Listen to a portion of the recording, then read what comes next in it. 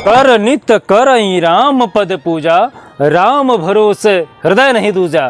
कन्या राशि के जो जातक हैं, अप्रैल 2024 में आपका स्वास्थ्य किस तरीके से रहेगा, आपका व्यापार कैसा रहेगा, आपका शिक्षा दीक्षा प्रेम प्रसंग किस तरह से रहेगा, साथ ही साथ आपका दाम्पत्य जीवन कैसा रहेगा, आपका भाग्य आपका साथ देगा या नहीं देगा, एक एक करके सारे पहलुओं पे चर्चा करूंगा और आपको आपके लिए अप्रैल महीने के लिए क्या खास उपाय है वो भी बताऊंगा।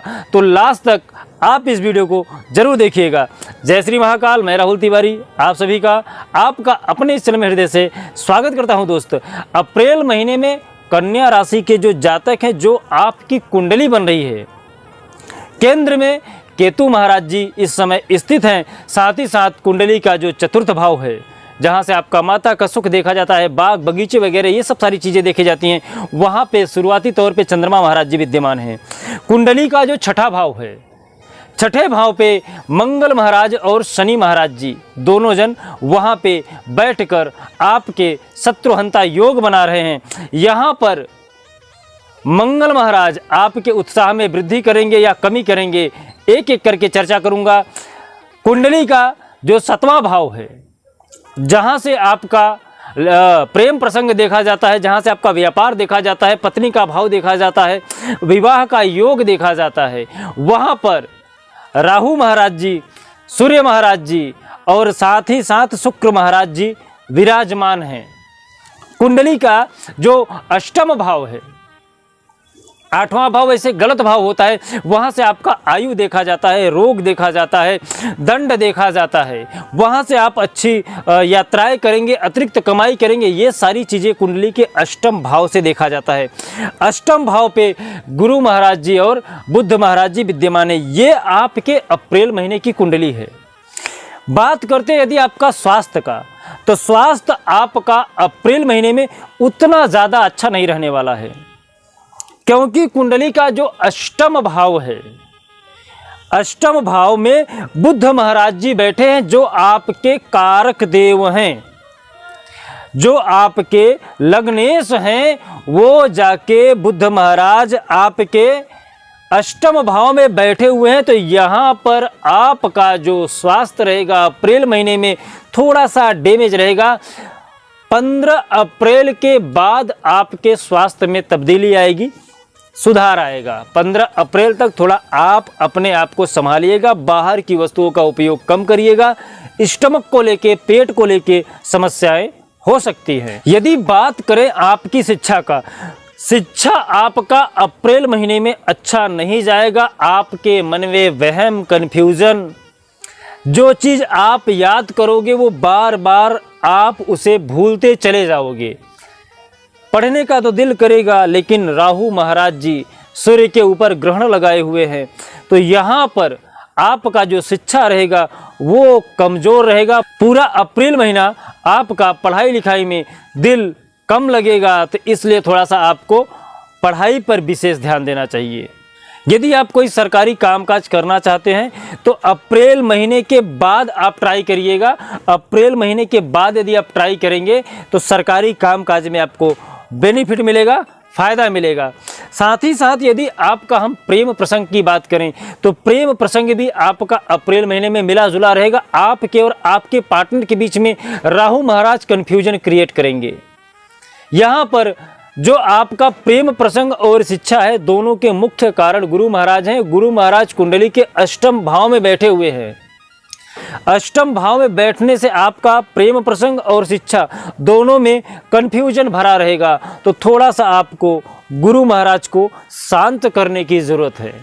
यदि बात करें आपके दाम्पत्य जीवन का, वैवाहिक जीवन का और व्यापार का, कुंडली का सातवां भाव जो होता है वो आपके व्यापार को इंडिकेट करता है, दाम्पत्य जीवन को इंडिकेट करता है। साथ ही साथ जो उसके कारक ग्रह हैं, यदि वो किसी भाव में बैठे हैं, वहाँ से इनकी दृष्टि किस पे पड़ रही है, ये भी बहुत ही महत्व रखता है।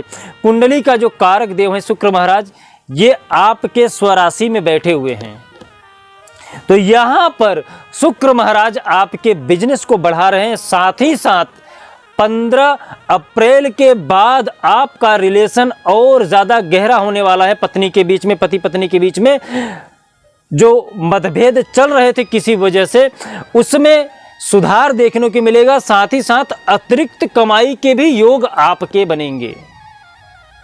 राहु महाराज आपके व्यापार में अचानक वृद्धि कर सकते हैं, क्योंकि राहु महाराज इस समय जिस भाव में बैठे हैं वहां पर वो अपने मित्र के घर में बैठे हैं, तो आपके बिजनेस में अचानक उछाल आपको देखने को निश्चित ही मिलेगा अप्रैल महीने में। साथ ही साथ मंगल महाराज ये कुंडली के छठे भाव में बैठे हैं, तो यहाँ पर आपके उत्साह में वृद्धि करेंगे। शनि महाराज अपने भाव में बैठकर आपके शत्रुहंता योग बना रहे हैं। यहाँ पर आपका शत्रु आपसे पराजय निश्चित हो जाएगा अप्रैल महीने में। यदि आपका किसी से रंजिश चल रहा है, कोई बात विवाद चल रहा है, तो निश्चित ही उसमें सुधार देखने को मिलेगा। लेकिन आप किसी से बात विवाद मत करिएगा जानबूझकर, नहीं तो आप फंस भी सकते हैं। यदि पहले से हो चुका है तो उसमें निजात मिल जाएगा, लेकिन जानबूझ के यदि आप करने जाएंगे तो निश्चित ही आपको शनि महाराज कड़ा दंड दे देंगे। तो थोड़ा सा अपने आप को बात विवाद से बचा लीजिएगा। यदि आपके भाग्य की बात करें तो भाग्य आपका पूरा अप्रैल महीना साथ देने वाला बिल्कुल ही नहीं है। 15 अप्रैल से लेके 15 मई तक सूर्य महाराज आपके कुंडली के अष्टम भाव में रहेंगे, तो यहाँ पर आपका भाग्य जो है उतना ज़्यादा प्रबल नहीं रहेगा। मेहनत आपको फर्स्ट रखना पड़ेगा।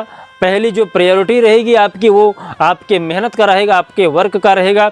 यदि आप अपना वर्क अच्छे से करोगे तो निश्चित ही आपका भाग्य भी आपका साथ देगा। तो कुंडली में ओवरऑल आपको गुरु को मजबूत करना है, साथ ही साथ सूर्य महाराज को मजबूत करना है। गुरु को मजबूत करने के लिए क्या उपाय किया जाए? गुरु महाराज को मजबूत करने के लिए जो उनका सबसे प्यारा मंत्र है, सबसे छोटा मंत्र, ओम ब्रिंग बृहस्पतये नमः, इस मंत्र का आप जाप कर सकते हो। गुरुवार के दिन आप यदि पीला तिलक लगाते हो, पीला वस्त्र धारण करते हो, श्री हरि का जाप करते हो, विष्णु सहस्त्र नाम का पाठ करते हो या श्री सुक्तम का पाठ करते हो, जो भी आप कर सकते हो उसमें से आप कर लीजिएगा। जरूरी नहीं है कि आप सारा चीज करिए, यथाशक्ति तथा भक्ति जो आप करने में सक्षम हैं वो आप उपाय कर सकते हैं।